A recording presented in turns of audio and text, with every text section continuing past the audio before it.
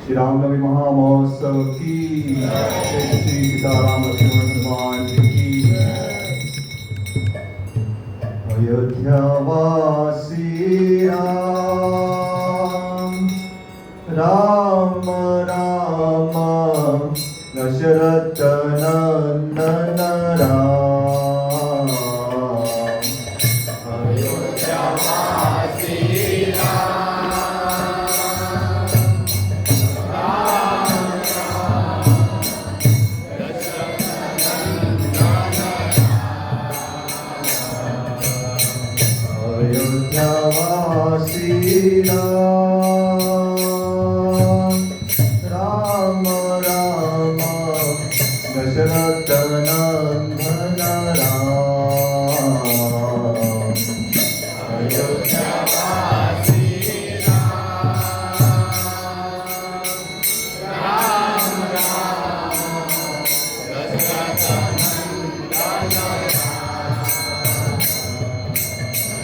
पतित पावन जानकी जीवन सीता मोहन राम पतित पावन जानकी जीवन सीता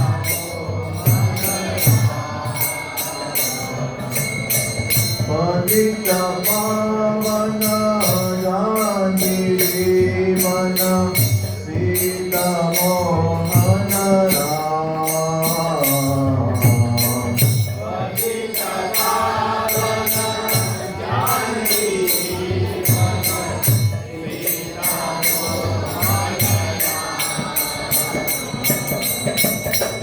अयोध्यावासी राम राम दशरथ नंदन राम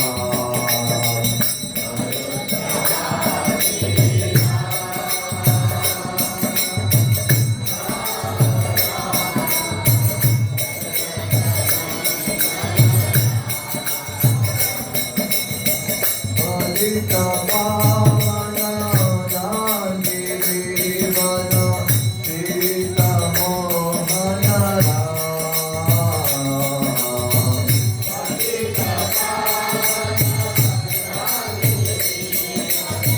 जानकी जीवन सीता मोहन राम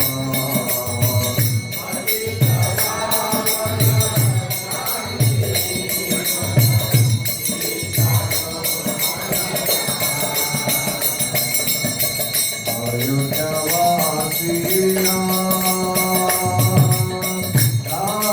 राम दशरथ नंदन राम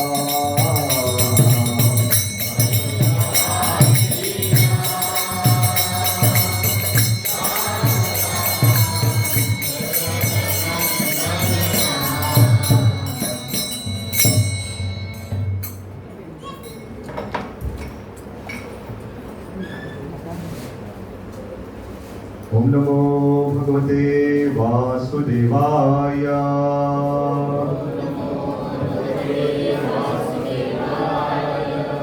ओम नमो भगवते वासुदेवाय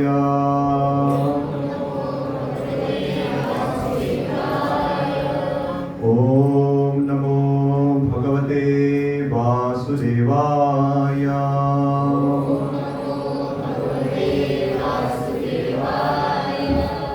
ओम ज्ञानतिमिरान्धस्य ज्ञानाञ्जनशलाकया चक्षुरुन्मीलितं येन तस्मै श्रीगुरुवे नमः। श्रीचैतन्यमनोभीष्टं स्थापितं येन भूतले स्वयं रूपा कदा मह्यं ददाति स्वपदान्तिकं। वन्देऽहं श्रीगुरो श्रीयुतापदकमलं श्रीगुरो वैष्णवांश्च श्रीरूपं साग्रजातां सहगणा रघुनाथान्वितां तं सजीवं साद्वैतं सावधूतं परिजनासहितं कृष्णचैतन्यदेवं श्रीराधा कृष्णपादान् सहगणा ललिता श्रीविशाखान्वितां च नमो विष्णुपदाय कृष्णपृष्ठाय भूतले श्रीमते भक्तिवेदान्त स्वामिनिधि नामिने नमस्ते सरस्वती देवे गौरवाणी प्रचारिणे निर्विशेषा शून्यवादी पाश्चात्यदेशतारिणे हे कृष्णा करुणा सिंधु दीनबंधु जगत्पते गोपेश गोपिका कांत राधा कांत नमस्ते तप्तकांचना गौरांगी राधे वृंदावनेश्वरी वृषभानुसुते देवी प्रणमामि हरिप्रिये वंचाकल्पतरुभ्यश्च कृपा सिन्धुभ्येव च पतितानां पावनेभ्यो वैष्णवेभ्यो नमो नमः।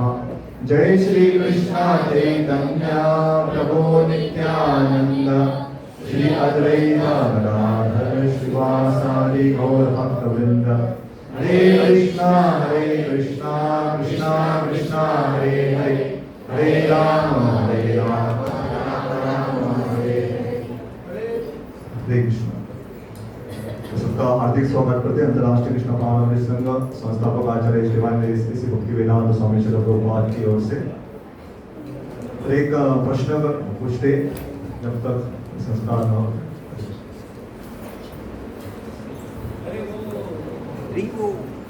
11वां स्कंद और श्रीमद् भागवतम में सुंदर तरीके से उल्लेख किया गया है भगवान का कुछ भी महाप्रसाद विशेष करके प्राप्त होता है तो आशीर्वाद के रूप में तुरंत स्वीकार करना चाहिए। तो एक प्रश्न था कि चारों दिन कौन कौन उपस्थित थे, इसका चौथा दिन है कथा में तो बहुत सारे भक्त है नहीं तो मन में तो मैं था ऐसा तो बोल सकते मोरा मन वृंदावन या मोरा मन अयोध्या। बहुत बहुत धन्यवाद जो भक्त 4 दिन आए नियमित रूप से और जो नहीं आए उनका भी धन्यवाद। आप चाहे तो बाद में यूट्यूब पे जाके भी कथाएं सुन सकते। जिनका मन अगर इच्छा रखता है वो आए या न आए इसका मतलब न ही आना ऐसा भी नहीं है। हम समझते कि आपका कुछ विशेष कारण था जिसकी वजह से आप नहीं आए करके। भगवान हमेशा सकारात्मक तरीके से सोचते हैं कि वो सोचेंगे कि कुछ तो कारण है इसलिए भगवान या मेरे भक्त नहीं आए करके। दूसरा जो हमने विषय लिए थे हमें 4 सत्र में भगवान राम के बारे में पहले दिन चर्चा हुई थी, दूसरे दिन सीता मैया के बारे में, तीसरे दिन दो जी ने बहुत सुंदर तरीके से कल हनुमान जी की कथा की थी और आज का जो विषय है लक्ष्मण जी के बारे में। लेकिन जब हमने विषय तय किया था तो मेरे भी ध्यान में नहीं था कि आज के दिन रामनवमी भी है करके। लेकिन मैं सोच रहा था कि क्या हमने विषय गलत चुने, क्या राम को बाद में रखा तो अच्छा रहता करके। सुबह सुबह जब हम आपके यहाँ ग्रुप में शिवलिंग मर्जिंग ग्रुप या आपके कनेक्टिंग मर्जिंग में आया मालूम नहीं लेकिन तो कि आज विशेष एक पैम्पलेट आया है। इसका तो आज जन्म तिथि है, इनका है लक्ष्मण प्रभु का है। तो भगवान कहते हैं कि मेरे भक्तों का भी थोड़ा गुणगान होना चाहिए तो लक्ष्मण की गुणगान करते हैं। लक्ष्मण प्रभु का भी तिथि है तो निश्चित तौर पर भगवान जो भी करते हैं तो उसका कुछ ना किसी तरीके से संबंध होता है। हम शायद समझे या न समझे भगवान निश्चित रूप से ऐसा कार्य करते तो सबके लिए सकुशल सबसे लिए बहुत अच्छा रहता है। हम थोड़ी सी चर्चा शुरुआत में लक्ष्मण जी के बारे में चर्चा करेंगे और थोड़ा समय मैंने आपके लिए कुछ विशेष 2 कथाएं रखी है।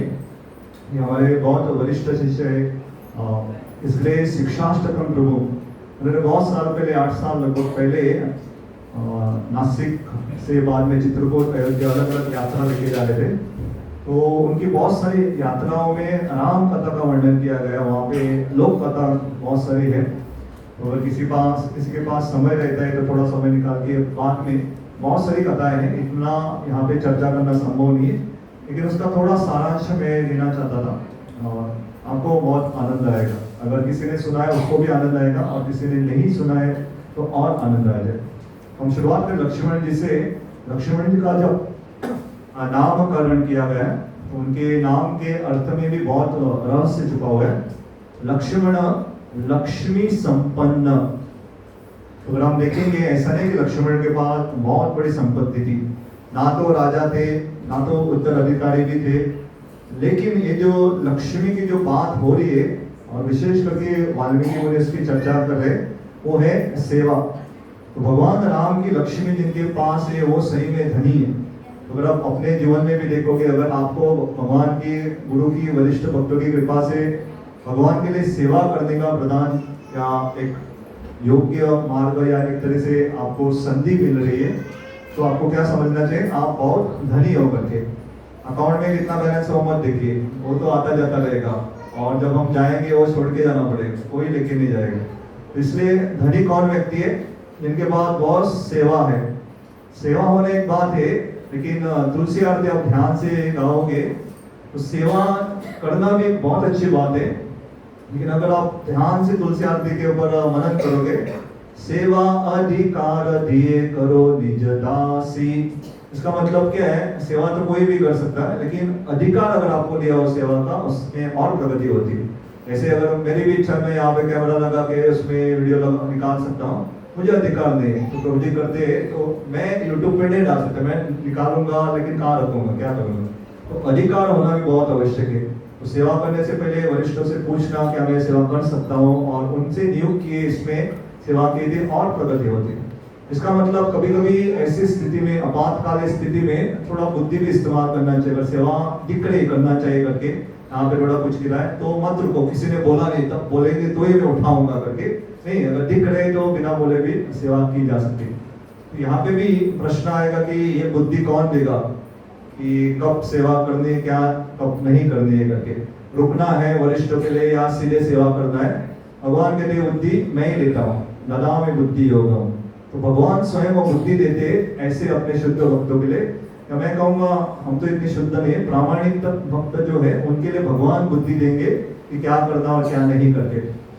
तो चारों जब राजकुमारों का जन्म हुआ, राम, लक्ष्मण, भरत, शत्रुघ्न, तो उनको अलग अलग पायने में रखा गया था। उनकी माताएं स्थिति की क्रमवश रखेंगे उनकी हिसाब से। उन्होंने जब रखा कि राम को एक साथ रखा था, बाद में भरत महाराज को रखा, बाद में लक्ष्मण को, आखिरी में शत्रुघ्न को रखा। तो सारे बच्चे चारों के चारे रो रहे थे। तो माताओं को समझ में नहीं आया कि क्यों रो रहे करके। उन्होंने बहुत प्रयत्न किया कुछ खिलौने लेने का या उनको बोल के हंसाने का, लेकिन चारों मान नहीं रहे थे। तो तुरंत एक माताओं को इच्छा हुई कि हम अदला बदली करके देखते हैं करके। तो उन्होंने परम्यूटेशन एंड कॉम्बिनेशन किया कि इनको इधर रखेंगे, इनको इधर रखेंगे, क्या होता है करके। उनके पूरी जांच के बाद पता चला कि जब लक्ष्मण राम जी के पास आते हैं तो चुप हो जाते, और वैसे ही शत्रुघ्न जब भरत जी के पास जाते तो चुप होते। तो उनको समझ में आया कि अगर इनको चुप रखना है या उनको आनंदित रखना है तो हमेशा राम जी के साथ किसे रखना है, लक्ष्मण जी को।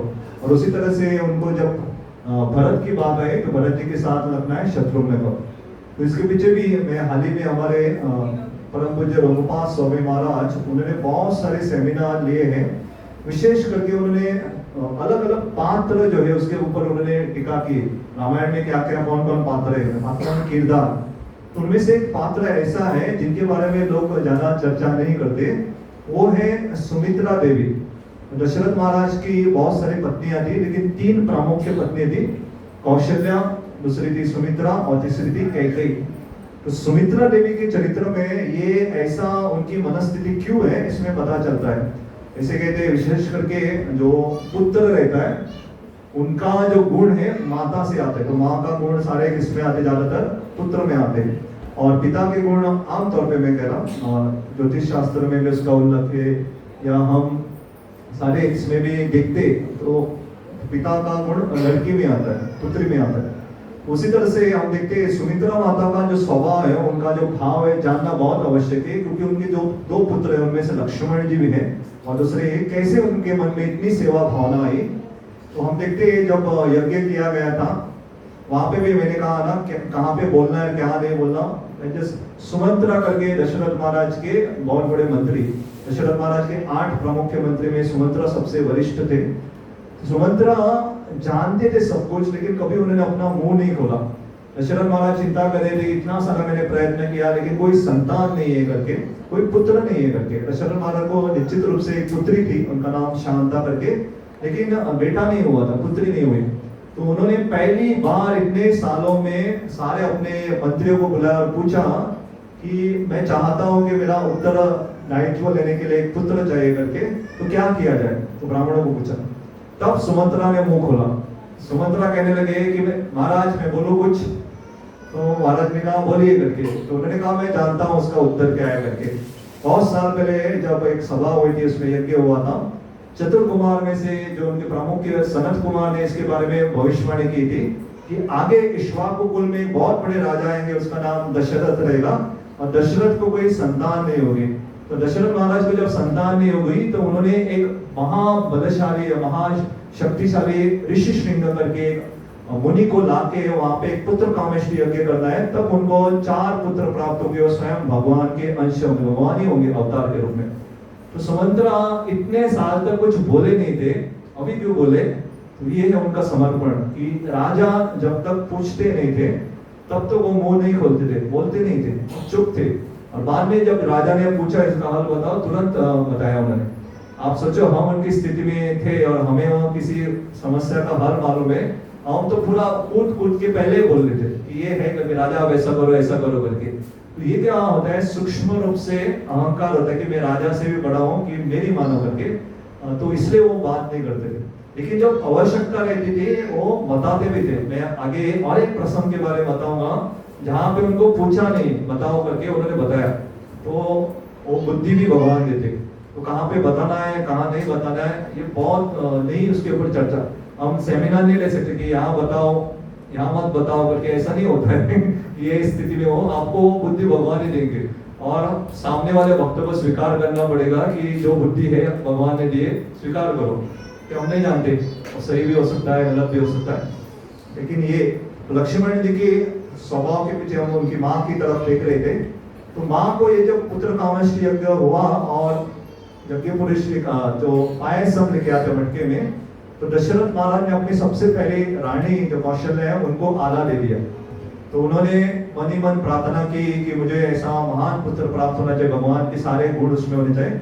और वो पायसम तुरंत पी लिया, खा ले, रुकी नहीं वो, क्योंकि उनको जल्दी से जल्दी संतान की प्राप्ति होनी थी।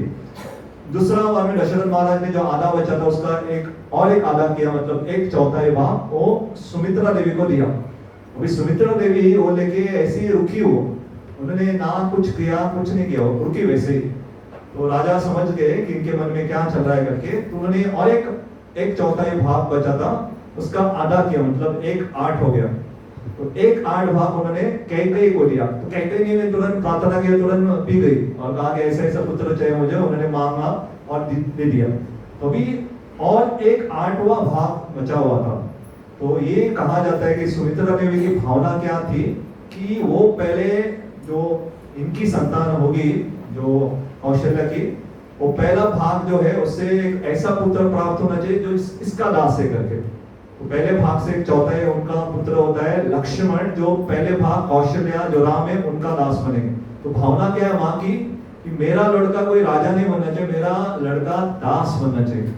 दूसरा कैकेयी भी जानती थी सुमित्रा देवी की इस भावना को। उन्होंने जो भाग बचा था दशरथ महाराज से कहा कि ये जो बचा है किसे दे दो, सुमित्रा को दे दो करके। तो इसलिए हम देखते हैं उनको 2 मिल गया। कभी कभी कोई बहुत सरल भक्त रहते, बहुत प्रामाणिक रहते, उनको सारे भक्त प्रेम करते, गुलाब जामुन या कुछ बांट रहे उनको 2 मिल जाते हैं, और एक ले लो प्रभु जी करके। सबको नहीं मिलता है। तो सुमित्रा देवी को 2 मिला और उन्हें दूसरे पुत्र के लिए मांगा था कि ये कैकेयी के पुत्र का क्या होना चाहिए, दास होना चाहिए। प्रभुपाद जी भी हम देखते हैं उनके पिता जब कोई साधु संत उनके घर में आते थे तो वो आशीर्वाद जब देना चाहते, प्रभुपाद जी के पिता इतना ही कहते थे कि आप मेरे बेटे को ऐसा आशीर्वाद दे दो कि वो राधा रानी का शुद्ध भक्त बने करके। तो हमें हमारे बच्चों को कोई बहुत बड़े नहीं 30 बार खान नहीं बनाना, तो हमें हमारे बच्चों को भगवान की और वैष्णव के दास बनाना। और दास एक ऐसी पदवी है कि आप त्रिभुवन में भी घूमोगे तो भी ये पदवी नहीं प्राप्त होगी। अभी हम फलाना फलाना दास करके लिखते, लेकिन वो दास क्या अगर हमें मालूम पड़ेगा तो हम बेहोश हो जाएंगे। तो चैतन्य महाप्रभु जब उल्लेख करते कि सबसे बड़ी पदवी जो हमें प्राप्त करनी, गोपी भर्तुले पदकमले दास दास दास अनुदास, ये सबसे उत्तम श्रेणी की पदवी है।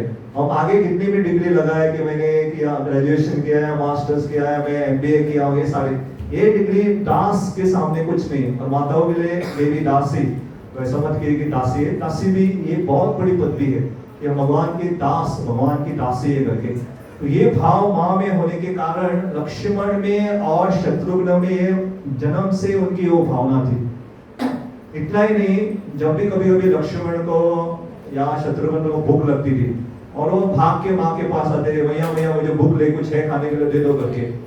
माँ ये नहीं पूछती थी कि आओ आओ मैंने कुछ बना के रखा है खाओ करके, नहीं पूछती थी। आपको भूख लगी इसका मतलब राम को भूख लगी रहेगी, जाके पूछ के आओ राम को भूख लगी क्या।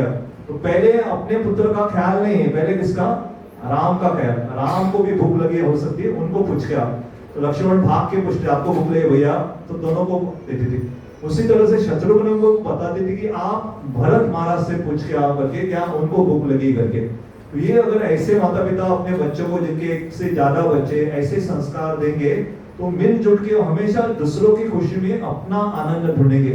और ऐसे बच्चों के अगर आप कुछ लो भी या कुछ बांट रहे हो, समझो आप बांट रहे हो और कुछ कम भी पड़ गया, वो बच्चे बुरा नहीं मानेंगे। नहीं तो हम देखते हैं आज की तारीख में बच्चे कभी कभी झगड़ा करते, मुझे नहीं दिया, उसे नहीं दिया, क्या समझते माता पिता ने बहुत बड़ा मेरे साथ अन्याय किया है करके। लेकिन नहीं, तो इसलिए हमें रामायण पढ़ना चाहिए कि हमें दूसरों को देने में जो संतुष्टि है वो खुद खाने में नहीं है या खुद रखने में नहीं है। तो ये बचपन से उनको तैयार किया था। लक्ष्मण बचपन से राम का ख्याल रखने के लिए आतुर रहते थे।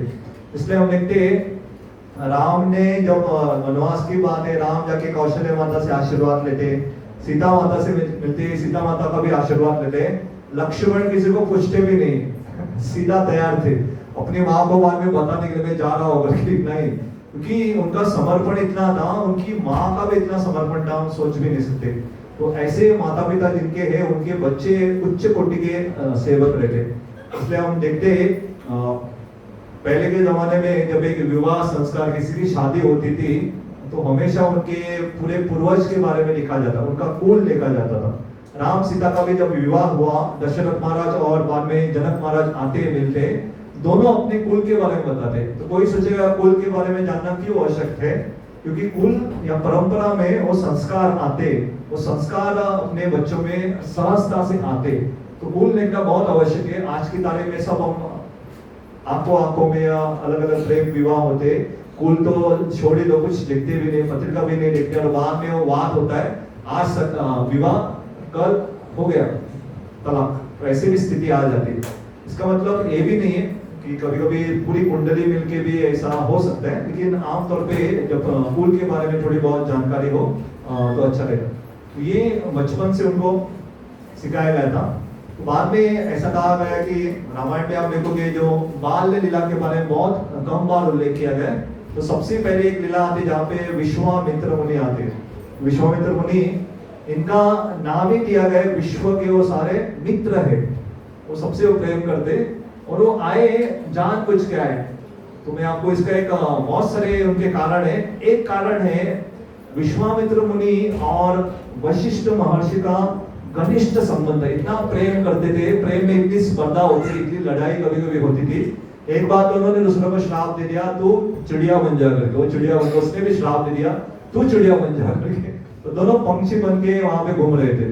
तो ऐसे ही जब विश्वामित्र मुनि ने सुना कि दशरथ महाराज के महान पुत्र का जन्म हुआ है और उनका नामकरण किया है, वशिष्ठ महर्षि ने उनको नाम रखा है राम करके, तो विश्वामित्र मुनि सुनने मनी मन सोच रहे रुको करके, राम नाम रखा है, मैं कुछ तो ऐसा करूंगा और नाम ही बदल लूंगा करके। तो हम देखते हैं राम लक्ष्मण को लेके जाते हैं, और सीधा उनको क्या था कि टाटका स्वभाव मारे सतारे, उनसे रक्षा करने, इतना ही था, कॉन्ट्रैक्ट उतना ही था, वो उनको मारे वापस आ जाए करके। लेकिन विश्वामित्र मुनि वहां तक रुकते नहीं, वहां पे उनको मिथिला में लेके जाते और उनका विवाह करके सीता के साथ लेके आते। तो अभी राम नहीं बने, राम बने सीताराम। तो उनका नाम जो राम था, विश्वामित्र मुनि ने कहा क्या कर दिया, सीता आगे लगा दिया, तो सीताराम। तो वहां पे भी वो समझ में नहीं आते, सूक्ष्म स्पर्धा है कि आपने राम दिया, देखो मैंने सीताराम दिया। लेकिन फिर भी ऐसे महान भक्तों के ऊपर हम वो दृष्टिकोण से लेना नहीं चाहिए, उनकी अलग स्पर्धा रहती है, उनका अलग रस रहता है। दो भक्तों में जब कोई ऐसा रस रहता है, हमें बीच में नहीं पड़ना, उनका रस आस्वादन उनको करने दो, हम उसके ऊपर टीका करने वाला कोई नहीं। लेकिन ये उनका एक अलग रस है। लेकिन इतने जो थे, हम देखते हैं जब वो दोनों विवाह संस्कार में भी आते, पहले तो सीता राम का ही विवाह होने वाला था। दोनों पहली बार विश्वामित्र मुनि और वशिष्ठ ऐसे कंधों पे हाथ रख के ऐसे कोने में जाते और दोनों गुप्तचर करते, ऐसे बातें करते। ऐसा कभी किसी ने देखा ही नहीं। सब बहुत सारे लोग बेहोश हो गए। ये दोनों जो हमेशा झगड़ा करने वाले अभी गले में हाथ डाल के जा रहे करके, ऐसा कैसे संभव हुआ? तो सब राम को लेकर ये संभव हुआ राम की वजह से। तो राम जिनके जीवन में भगवान केंद्र में दो बड़े दुश्मन में साथ में मिलकर प्रसाद खाएंगे, दूसरों को खिलाएंगे भी, तो ऐसा संभव केवल भगवान की वजह से हो सकता है। और वो क्या चर्चा कर रहे थे? चर्चा कर रहे थे कि एक ही का विवाह हो रहा है। उन्होंने देखा कि इनकी जनक महाराज की और एक पुत्री, उनका नाम है उर्मिला करके, और जनक महाराज का और एक छोटा भाई है, उनका नाम है कुशध्वज। उनकी दो पुत्री है, उनका नाम मांडवी और श्रुति कीर्ति करके। तो क्या ना आपके भी 4 पुत्र, दशरथ के भी 4 पुत्र है, तो हम क्या करेंगे? लक्ष्मण का विवाह उर्मिला के साथ करेंगे, भरत का विवाह मांडवी के साथ करेंगे और शत्रुघ्न का विवाह श्रुति कीर्ति के साथ करेंगे।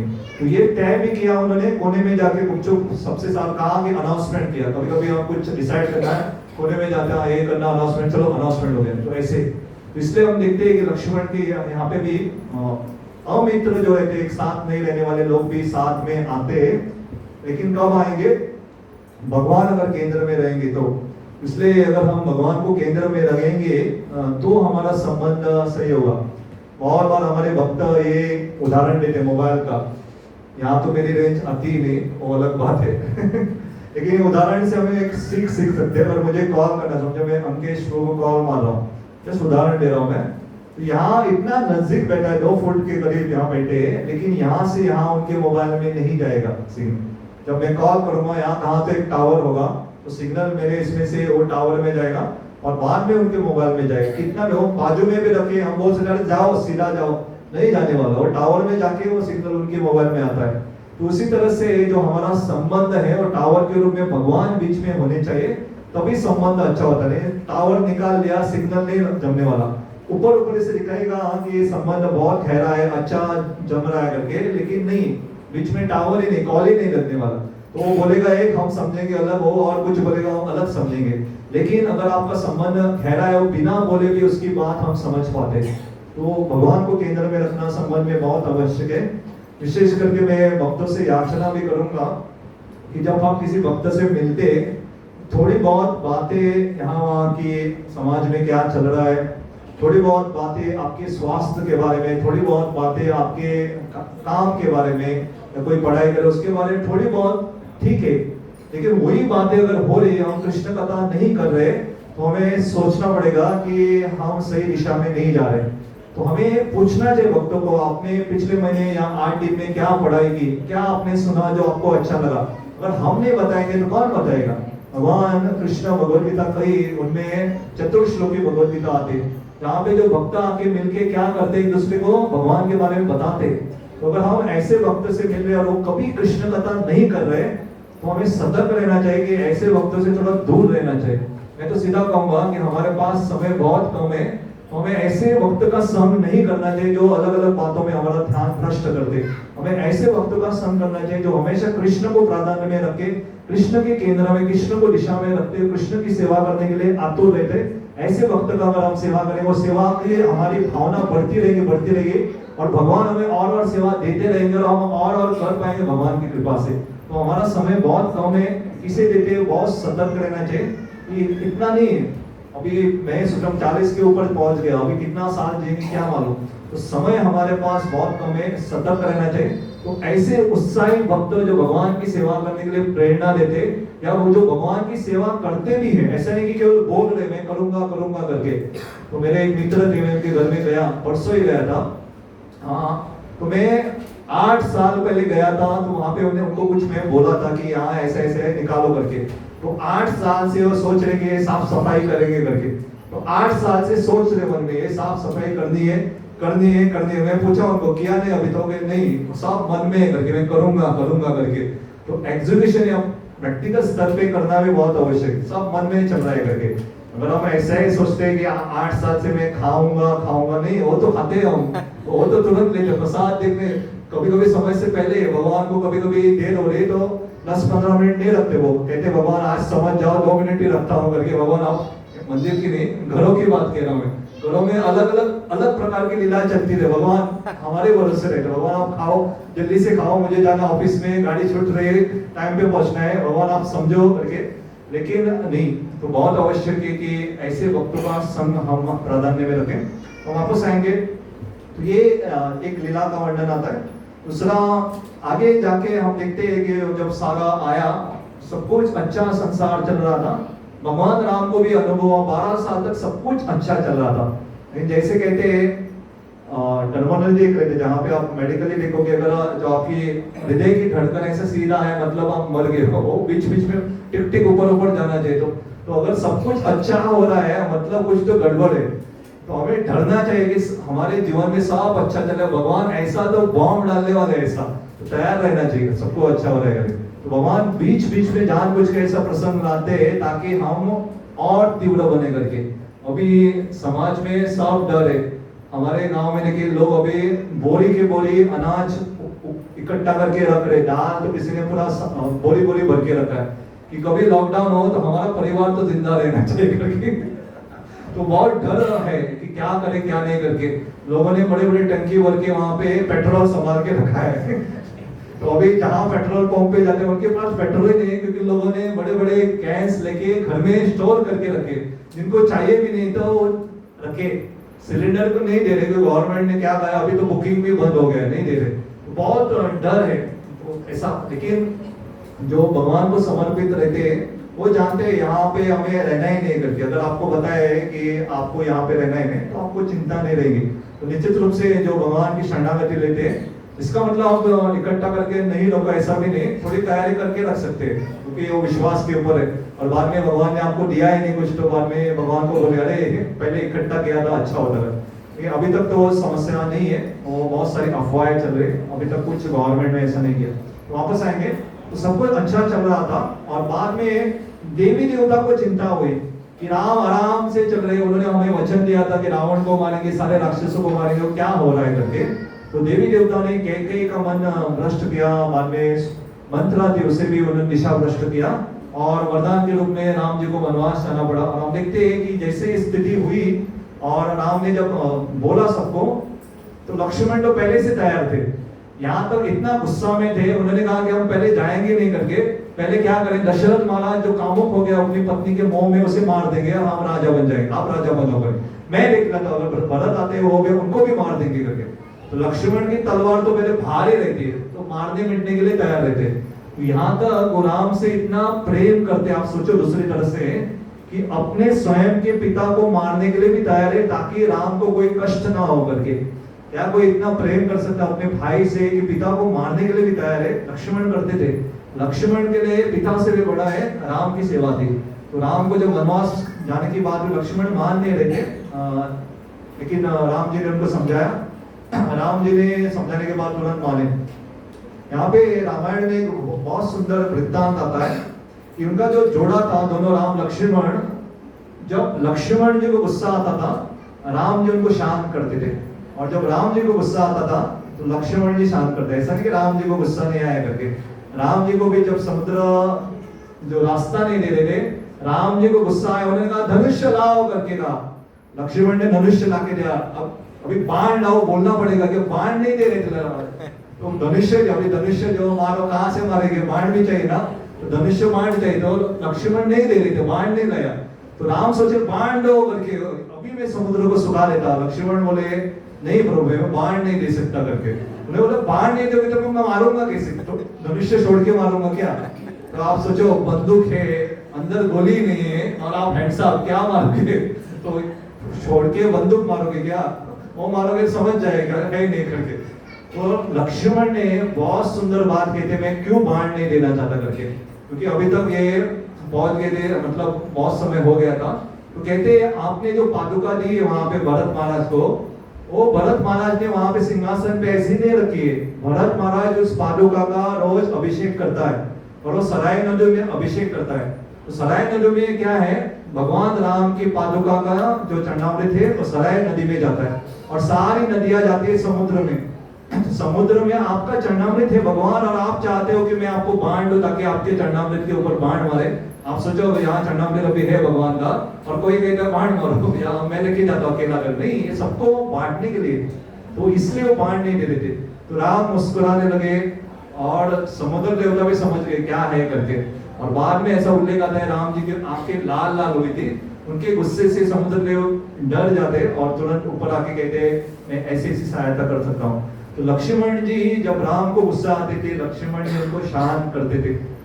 और एक बार राम जी को गुस्सा आया, 4 महीने जब वाली से मारा उन्होंने और सुग्रीव को उन्होंने बचाया, सुग्रीव को कहा कि उन्होंने कहा था मैं आपकी मदद करूंगा करके, और सुग्रीव जो समय था वो था हमारे चतुर्मास चल रहा था। तो 4 महीने के लिए सुग्रीव आराम से सो रहा था, अपनी पत्नियों का आनंद ले रहा था। 4 महीने समाप्त हुए, राम जी पक्के मर्यादा, 4 महीने का मतलब 4 महीने के दूसरे दिन आने चाहिए, जैसे थोड़े टाइम के बहुत भंग चल रहे थे, मर्यादा है। तो उन्होंने 4 महीने समाप्त हुए, लक्ष्य ये सुग्रीव आ गया। तो लक्ष्मण पहले कहने लगा जाके मैं उसे देख के आता हूँ करके। राम जी ने कहा कि उसे जाके बताओ, अगर नहीं सुन रहा है, जिस रास्ते में या जहां जिस पुरी में मैंने वाली को भेजा था वो दरवाजा अभी भी खुला है, मतलब क्या है, आपको भी मैं मार के वहां भेज दूंगा करके, ऐसा बताओ करके। लक्ष्मण कहले बोलने का नहीं, उसे मार के ही आता हूं करके। तो राम जी कहने नहीं ऐसा मत करो, उसे मारो नहीं, क्योंकि चाहिए मदद वही करने वाला है। तो लक्ष्मण थोड़ा एक कदम आगे ही जाते थे, लेकिन राम क्या करते उसे थोड़ा संभाल लेते थे। तो उनको केवल डराओ करके। तो हमें जानना चाहिए कि किसे डराना है और किसे मारना है करके। सबको डरा नहीं सकते, थोड़े डरते नहीं, और सबको मार भी नहीं सकते। तो थोड़े डरा के काम, इसलिए कहते हैं ब्राह्मणों को दंड नहीं दिया जाता, ब्राह्मणों को समझा के बोल सकते हैं, थोड़ा डरा सकते, ऐसा नहीं करना आपको बहुत पाप है, ब्राह्मण डर जाता है हाँ करके। तो आश्चर्य पाप हो गया और पानी में मैं करूंगा ये करूंगा करके। तो जो रजोगुण या तमोगुण के प्राधान्य रहते वो सुनने वाले नहीं, आप कुछ भी बोलो उनको। लेकिन ब्राह्मण इसलिए कहते ब्राह्मण को सजा नहीं देते, मारते नहीं उनको। क्षत्रियो को आप सजा दे सकते, उनको एक थोड़ा शारीरिक समस्या दे सकते। जो वैश्य प्रवृत्ति रहते हैं उनका पैसा लेना, दंड देना चाहिए। उनका जब पैसा जाता है उनको निधे जा रहा है, ऐसा लगता है 10,000 का फाइन मारा इसने, अरे देखा ऐसा होता, तो उनको कर सकते। और शूद्र को आप कारागृह इत्यादि वो सजा दे, कि वो सुनने वाले नहीं। तो उनको अलग अलग न्याय व्यवस्था के अनुसार उनको सजा दी जाती है, क्योंकि अलग व्यक्ति की प्रवृत्ति अलग होती है। तो यहाँ पे भी जब राम जी को गुस्सा आया तो लक्ष्मण जी उनसे और थोड़ा गुस्सा ज्यादा दिखाया, लेकिन अंततः क्या हुआ, वो शांत हो गए, राम जी शांत हो गए। तो क्या चाहिए था कि समुद्र से रास्ता चाहिए था। समुद्र देव ने कहा कि आप रास्ता नहीं मिलेगा, लेकिन आप समुद्र के ऊपर क्या करो, आप पुल बांध सकते हो। तो यहाँ पे हम रुकेंगे। और जैसे मैंने कहा ये थोड़ी सी हमने लक्ष्मण के बारे में, चरित्र के बारे में थोड़ी चर्चा की। हम कथा नहीं रुकते, एक पहला पड़ाव रुक रहा हूँ, ऐसा मत सोचिए कि कथा है, अभी तो और थोड़ी बाकी है। तो ये लक्ष्मण जी से विशेष करके सेवा भाव हम सोच सकते हैं। मैं आपको एक सुंदर प्रसंग बताता हूँ, ये मेरा तो बहुत पसंदीदा प्रसंग है। तो लक्ष्मण जी 14 साल तक सोए नहीं थे, आप जानते थे इसके बारे में। जब निद्रा देवी आए, उन्होंने कहा कि मुझे सताओ मत करके। निद्रा देवी ने कहा आपकी सेवा किससे ले करके, उन्होंने कहा है ना घर में उर्मिला देवी, उसे ले लो करके। तो उर्मिला देवी खुद का सोना भी सोती थी, लक्ष्मण जी का सोना भी सोती थी। लक्ष्मण 7 घंटे और मेरा 7 14 घंटे सोती थी। तो ऐसी सेवा दी तो बहुत अच्छा है ना, अगर कोई भक्त कहेगा मेरे तरफ से सो करके तो बहुत अच्छी है। तो ये सेवा बहुत पसंद है। लेकिन क्या हुआ, उनका कॉन्ट्रैक्ट 14 साल का ही था। तो 14 साल के लिए निद्रा देवी ने कहा कि मैं आपको सताएंगे नहीं करके। तो लक्ष्मण जब वापस आते हैं, राम जी का अभिषेक चल रहा था, अलग अलग सेवाएं कर रहे थे राम जी के अभिषेक में, अलग अलग सेवा थी।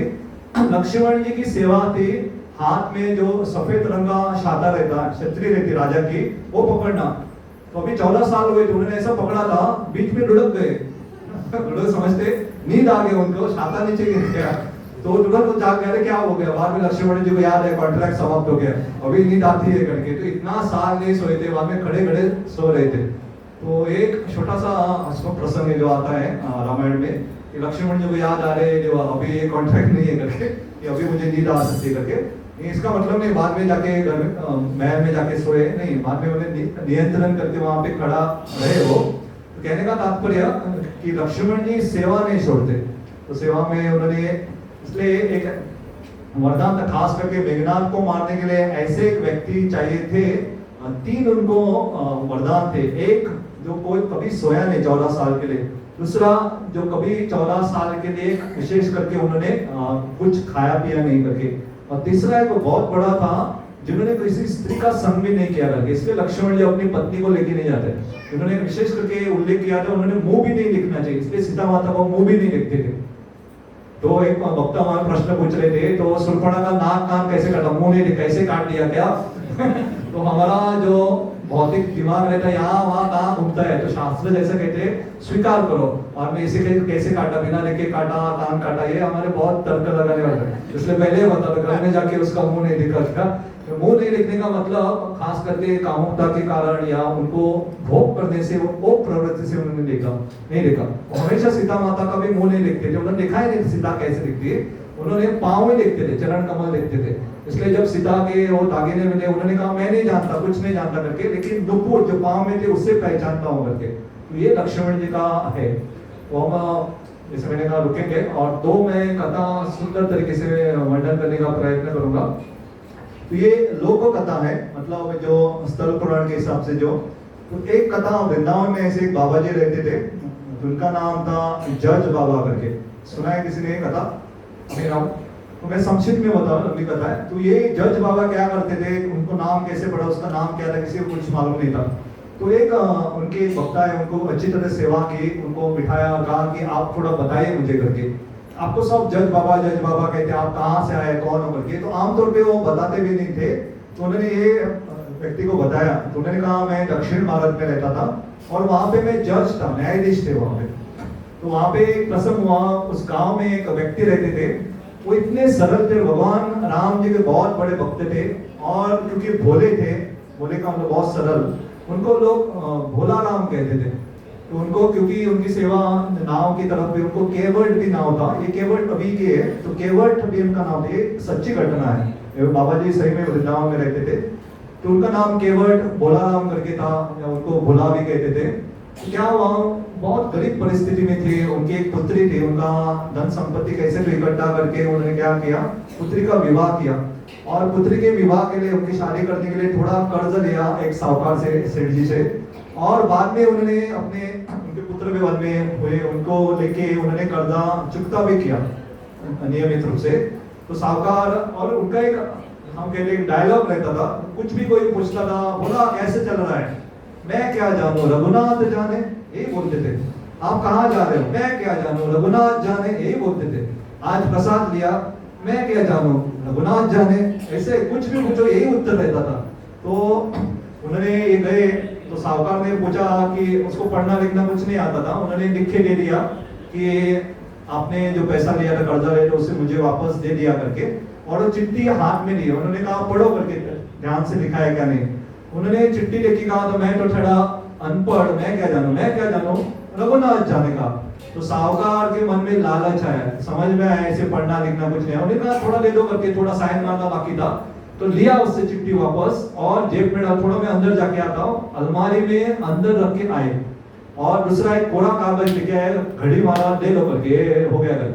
उन्होंने देखा, मैंने गए, मैं क्या जानूं रघुनाथ जाने करके, और दूसरे दिन ये गए पुलिस में कंप्लेंट किया कि इस व्यक्ति ने मुझसे कर्जा लिया और पैसा नहीं दे रहा है।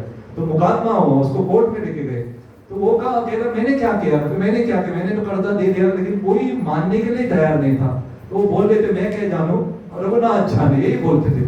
तो मुकदमा चला, सुनवाई जब हुई तो जज साहब के सामने, वो तो इतने भोले थे, जज साहब उनको देखते समझ में, इतना भोला है, ये थोड़ी चोरी करेगा, ये कह रहा है कि उसने दिया है, लेकिन कोई सबूत नहीं था। तो उनको पूछा जज ने कि आप जब ये किया, कोई था वहां पे, विटनेस था, कोई गवाही था? उन्होंने कहा हाँ करके, कौन था, रघुनाथ था करके। तो जज साहब को लगा रघुनाथ कोई तो एक व्यक्ति रहेगा गांव का करके। तो जज साहब ने एक फरमान निकाला, जाओ अगली पेशी में क्या करो, अगली सुनवाई जब होगी रघुनाथ को बुला के आओ, उसको यहाँ पे गवाही देनी पड़ेगी। तो जज साहब ने तो सुनवाई दे दी, वहां पे फरमान में निकला। तो गांव में कोर्ट से एक व्यक्ति गया, तो संतरी रहता गया और पूछ रहा है यहाँ पे रघुनाथ कौन है, रघुनाथ कौन है? तो उनके गांव में एक मंदिर था राम का, वही रघुनाथ था। तो सब कह रहे रघुनाथ वो है करके। और जाके वो पुजारी से मिला, पुजारी को पूछा उन्होंने यहाँ पे कोई रघुनाथ है करके? उन्होंने कहा है ना, रघुनाथ है करके। तो तो उन्होंने उसके नाम पे फरमान आया, पुजारी ने कहा दे दो फरमान, मैं साइन मार के लेता। तो भगवान के नाम का फरमान और पुजारी ने लिया, तो क्या करना पड़ेगा, उसके अगली सुनवाई में पेश होना पड़ेगा। तो पुजारी ने कहा ठीक है आएंगे करके, रघुनाथ आ जाएंगे। और बाद में ये पुजारी सब समझ गए कि कैसे भोला राम को उस साहूकार ने फंसाया करके। वो फरमान लेके भगवान को दिखाया, कहने लगे लोग लाते, फल लाते, लोग मिठाई लेके आते, लोग अन्नदान करते। पहली बार भगवान आपको किसी ने फरमान भेजा आओ करके कटेरों में, कोर्ट में आओ। लेकिन उन्होंने कहा कि मैं याचना करता हूँ, ये बहुत भोला है, उसकी मान की लाज रखो करके। उसने कोई वहां पे धोखेबाजी नहीं की है, वो साहूकार उसे फंसा रहा है करके। आप देख लो फरमान भगवान को चढ़ाए होंगे, प्रार्थना की, हम जैसे मंत्र बोलते भगवान आप देख लो। तो भगवान मुस्कुरा रहे थे, भगवान तो मुस्कुराते ही। तो बाद में जब अगली पेशी शुरू हुई तो वहां पे वो थे, यहाँ पे बोला राम उनको पूछा आपका गवाही आएगा, यहाँ है क्या? उन्होंने कहा रघुनाथ तो सब जगह है करके। तो जज साहब को लगा याद आप भटकती आत्मा जैसे रहते भटक रहा है करके, तो जोर से वो सतरे चुलाए रघुनाथ हाजिर हो करके। एक रहे आ रहा है, कोई नहीं आ रहा, रघुनाथ हाजिर हो, कोई नहीं आ रहा। तो देखते हैं कि पीछे से ऐसा ऐसा बूढ़ा व्यक्ति टक टक टक टक करके आ रहा है। तो ये भी सब आश्चर्य की बात, ये भी साहूकार सोच रहे रघुनाथ कहां से आया करके। रघुनाथ तो कोई गांव में था ही नहीं, ये बूढ़ा इतनी बड़ी दाढ़ी लेके कौन आया करके। और जज ने पूछा क्या आपने सही में आप थे यहाँ पे जब उन्होंने ये दिया था वापस? तो उसने कहा था हाँ मैं यहाँ था करके। तो ये रघुनाथ जो स्वयं भगवान राम थे, उन्होंने कहा कि आप इसे पकड़ के रखो साहूकार को, पुलिस उसके घर में भेजो। उसके घर के पहले कमरे में 3 अलमारी है, बीच वाली अलमारी में उन्होंने वो पत्रिका लिख के रखी है, वो लेके आओ करके। तो पुलिस भाग भाग के गए, उसके घर में गए, वो अलमारी खोली, उससे जो पर्ची मिली पता चला कि क्या है करके, ये उन्होंने पैसा वापस दिया था करके। तो बाद में ये सब हो गया, केस रिजॉल्व हो गया। तो वो भी बूढ़ा थे, चले गए अपने, किसको कुछ समझ में नहीं आया। ये जो जज थे वो देखना चाहते थे ये रघुनाथ है कौन करके, इतना बूढ़ा तो उसे मिलने के लिए आए, पूछने के लिए। तो गांव में आए, उनके पूछ रहे थे रघुनाथ कौन है, रघुनाथ कौन। सारे गांव वाले के रघुनाथ तो यहाँ एक ही है, वो मंदिर में रहता है करके। तो सब मंदिर को भेज रहे थे। तो पुजारी से मिले, वो पुजारी को पूछा रघुनाथ कहाँ है? तो पुजारी ने वो समझ गए, सारा पिछोता पुजारी समझ गए कैसे भगवान गए थे इनके रूप में, रघुनाथ के रूप में। और उन्होंने इस जज को भगवान के सामने खड़ा कर दिया, ऐसे रख दिया। तो जब जज को पता चला कि साक्षात रघुनाथ जी के रूप में राम आए थे करके, और भगवान राम ने वही छवि, वो बूढ़े की उनको चित्र दिखाया उस छवि में, जज समझ गए, तुरंत बेहोश हो गए, कहने लगे मुझसे बहुत बड़ी गलती हुई करके कि भगवान स्वयं चल के मेरे दरबार में कोर्ट में आया, मैंने उनको खड़ा रखा करके, मैंने उनको बैठने के लिए नहीं दिया। जो सारे त्रिलोक के नाथ थे, जिनके सामने बड़े बड़े देवी देवता, यहाँ तो ब्रह्मा शिव जी भी खड़े रहते, उनसे प्रार्थना करते पुरुष शुक्त के रूप में, सारे देवी देवता उनको मानते, और मैं इतना अहंकारी हूँ बैठल और इससे भगवान को खड़ा रखा करके। तो उन्होंने प्रतिज्ञा ली आज के दिन में कभी बैठूंगा ही नहीं। तो ये जो जज बाबा थे कभी बैठते नहीं थे, खड़ा रहते थे, खड़ा रह के खाते थे, खड़ा रह के शौच क्रिया सब खड़ा रह के करते थे। और कोई भी कहता था, और कभी मंदिर में भी नहीं जाते थे, कहता मैं बहुत पापी हूँ, भगवान को अपना मुंह नहीं दिखा सकता, तो दूर से प्रणाम करते थे। तो ये है समर्पण उनका कि भगवान ने उनको कृपा दी। और वो बाद में भगवान रघुनाथ जी के, राम जी के बहुत बड़े भक्त के रूप में प्रसिद्ध हुए, वो है जज बाबा। तो संक्षिप्त और एक कथा है, मैं 5 मिनट है वैसे मेरे पास, लेकिन थोड़ा 1-2 मिनट एक्स्ट्रा गए तो आपके लिए थोड़ा सहन करो। तो दूसरी कथा भी बहुत रोमांचक है, ऐसे ही भक्त के बारे में। ये कथा आई पसंद, तो ये बहुत सुंदर एक लोक कथा है, ये सच्ची घटना है वृंदावन की, जो राम जी की भक्ति, राम जी की सेवा हम करेंगे। खास करके भक्त जब बहुत सरल रहता है तब भगवान कैसे मदद करते उसके ऊपर है। दूसरी ये एक रोमांचक कथा है, अगर ये हंसाने वाले भी है, रुलाने वाले दोनों है। तो एक और एक व्यक्ति थे, ये घर में खाते रहते थे, और इतना खाते रहते थे, उसे लोग कहते थे खवैया, तो जो खाता रहता है, जैसे हम कोकड़ी में कभी हावड़ो खाते कुछ भी, लोग बका बका या बका कोकड़ी में और उसका एक रहता है बकासुर, जैसे खाते रहते कर, तो इसे खवैया बोलते थे। लोगों को उनका नाम मालूम नहीं था, क्योंकि दिन भर खाते रहते। घर वाले परेशान हो गए, कहने लगे हमारा सारा राशन खत्म हो रहा है, जाओ बाहर करके, और उसे घर से बाहर निकाल दिया, इतना खा रहा है करके। तो खवैया ऐसा ढूंढ रहा था कहाँ जाऊं, क्योंकि पेट बहुत भूख लगती थी उसे। तो उन्होंने एक आश्रम में गए जहाँ पे भगवान राम की सेवा होती थी। उन्होंने देखा बहुत सारे साधु संत रह रहे और देखा कि ये जो वहाँ पे साधु रह रहे अच्छे हट्टे कट्टे करके, अच्छे पहलवान से करके, क्योंकि जब आप अच्छा प्रसाद लोगे और खास करके घी के साथ तो सेहत अच्छी बन जाती है। और आप देखो दक्षिण भारत विद्यालय में बहुत जो ब्राह्मण रहते अच्छा पेट फुला हुआ रहता, हट्टे कट्टे रहते, तो उन्होंने सोचा लगता है यहाँ पे अच्छा प्रसाद मिलता, खाना मिलता है, तो इनके पास में रुकूंगा तो अच्छा खाने को तो मिलेगा करके। तो सीधा उनके मुखिया के पास चले गए वो जो थे और उनको कहा कि मुझे रख लो करके। वो सोच रहे पहले आया, रख लो का मतलब क्या है? नहीं, मुझे रख लो, जो भी बोलोगे मैं करूंगा, मैं मंदिर की साफ सफाई करूंगा, पानी लाना, जो करना है बोलो, लेकिन मुझे खाना दे दो करके। तो उन्होंने कहा ठीक है करके, ऐसे से वहाँ कमी मिलता है, जो जो चाहे बताए सुन लेता है करके। आज की तारीख में मैं ये करूंगा, वो बताए नहीं करूंगा, ये कहता है जो बोलना है बोलो मैं करूंगा करके, लेकिन मुझे भरपेट खाना चाहिए। एक बार नहीं 5-6 बार खाते थे और भर भर के खाते थे। तो उन्होंने कहा ठीक है करके, क्योंकि यहाँ पे दान आता था, बहुत सारा राशन था, उन्होंने कहा ठीक है खाओ करके, जितना खाना है खाओ करके। तो खाया तो सब कुछ अच्छा चल रहा था। जैसे कहते हैं ये संसार का नियम है, जब सब अच्छा चलता है कहाँ पे बम आता है। तो एक दिन था, देखा कि रसोई बंद, वहां पे कुछ पका नहीं हो रहा है, सब भक्त बैठे हुए अपनी ध्यान कर रहे, कुछ मंत्र कर रहे। आज वो सोच रहा आज कुछ मिलेगा नहीं क्या, जाके रसोई में पूछा उनको, आज कुछ पकने वाला नहीं है। उन्होंने कहा आज क्या पके, आज तो एकादशी है, आज सब उपवास रहता है, निर्जल उपवास, कोई कुछ खाता नहीं। उन्होंने जाके गुरु जी से जाके मिले, गुरु जी ये कितने बजे तक रहता है, समय कितना रहता है? तो उन्होंने कहा वो तो 24 घंटे रहता, आज के बाद कल प्रसाद मिलेगा करके, आज पूरा दिन कुछ नहीं मिलेगा। तो एक खवैया को पूरा कांपने लगा, कल तक रुकना है करके, नहीं नहीं गुरुजी मैं मर जाऊंगा, कल तक मैं जिंदा नहीं रहूंगा, कुछ तो दो खाने के लिए, दो कुछ तो दो करके। तो वो इतना गिड़गिड़ाए, उसका इतना पांव पकड़ा, कहने लगे, और गुरुजी कहने ठीक है हम ऐसे तो किसी को खाने की अनुमति नहीं देते, लेकिन अगर आपकी इच्छा है ये सामान लेके जाओ, मंदिर में पकाओ मत, दूसरा और एक मंदिर है, राम जी का मंदिर था, वहां जाओ, वहां पकाओ, लेकिन एक नियम है कि भगवान रघुनाथ जी को भोग लगा के खाओ करके। एकादशी नहीं खाने वाला, हमारे जैसे साबूदाना वली राइस लेके नहीं गए, दाल चावल सब लेके गए, उनको कहा जो खाना है खाओ, ये भगवान को भोग लगा के खाओ करके। तो उन्होंने कहा ठीक है करके, उन्होंने एक व्यक्ति को जितना चाहिए उतना सामग्री गुरु ने दे दिया, लेके गए, पकाया, उनको कहा था भोग लगा करके।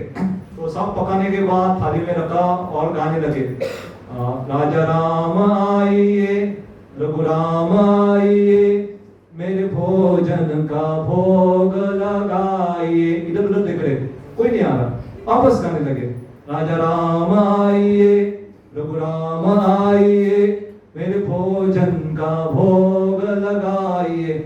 आ ही नहीं रहे थे, इतनी बार बार गा रहे थे, नहीं आ रहे थे। बाद में वहां पे वैकुंठ में भगवान राम और सीता हंस रहे थे, मुस्कुराए थे, क्या भक्त है करके मुझे बुला रहे, और आनंद ले रहे थे। तो बाद में उन्होंने ऐसी एक बात कह दी और राम का हृदय पिघल गया। उन्होंने कहा देखो मैं बहुत गरीब हूँ, पहले तो मेरे परिवार लोगों ने मुझे बाहर ठुकराया, दूसरा है वहां मंदिर में आपको अच्छे अच्छे पकवान मिलते हैं, इस आश्रम में मत रुको, एकादशी वहां है, वहां कुछ नहीं मिलने वाला है, वहां उनका किचन बंद है, वहां पे जाओ भूखे मरोगे, यहाँ आओ जो रुका सुखा है खाओ। और दूसरा कहने लगे कि मैंने कुछ ऐसी रोटी, वो भी उन्होंने पानी लेके सारी सब्जी और रोटी बनाई, वहां अच्छा मिलता है, अपेक्षा मत करो, जो मिला है खाओ करके। तो भगवान मुस्कुरा के सही में आते और साथ में सीता को लेके आते। तो पहले तो रघुनाथ राम जी को लेके बहुत खुश हो जाते, आप आए भगवान, आप आए करके, रघुनाथ जी आए, लेकिन बाद में रोटी देखते कि मैंने प्रसाद 2 लोगों का बनाया और ये रघुनाथ सीता को लेके आए। तो पूछते पीछे कौन है करके, रघुनाथ कहते तो मेरी पत्नी है, जहां जहां मैं जाता हूँ वहां पे सीता भी आती है। वो गुरुजी ने ऐसा नहीं कहा था अकेला आएगा करके, रघुनाथ मैंने जो चपाती बनाए 4 मेरी 4 आपकी 8 बनाई थी, और आप 3 कहोगे, 3 हो गए तो बांटेंगे कैसे करके। लेकिन अभी आए हैं तो उन्होंने दे दिया अपना हिस्सा, सीता को दे दिया और रघुनाथ को दे दिया। तो अभी लेकिन मन में बहुत उदास थे, अभी क्या करे, अभी भूख तो है नहीं मिट्टी करके।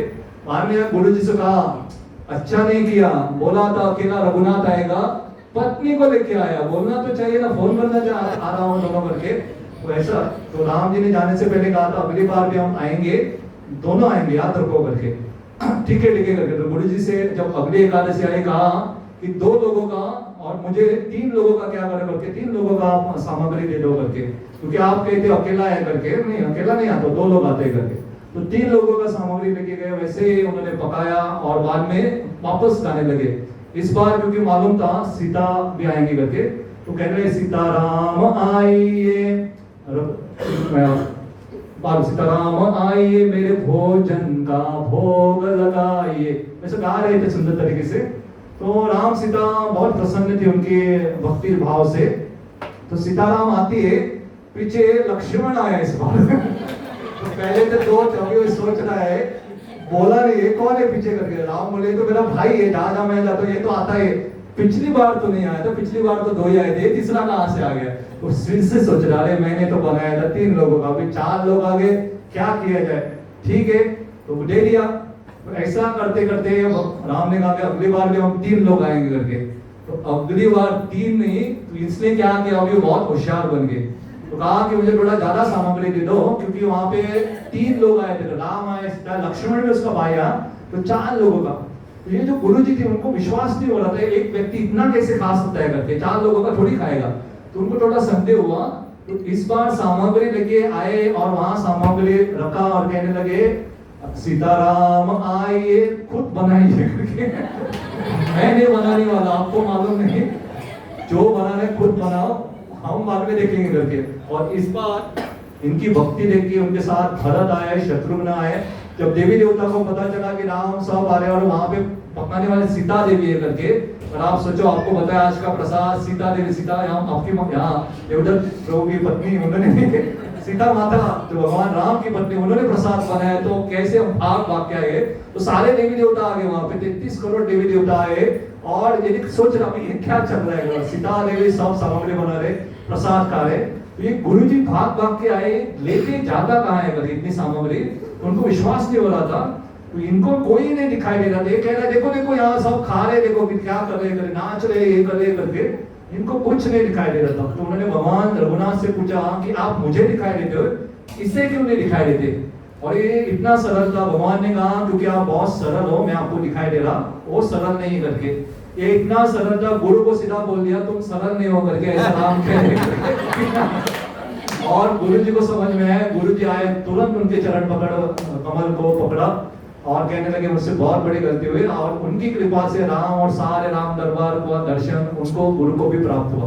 तो ऐसे सरल भक्त अगर रहते हैं, उनकी सानिध्य में हम रहेंगे, तो हमें भी भगवान की कृपा प्राप्त होती है।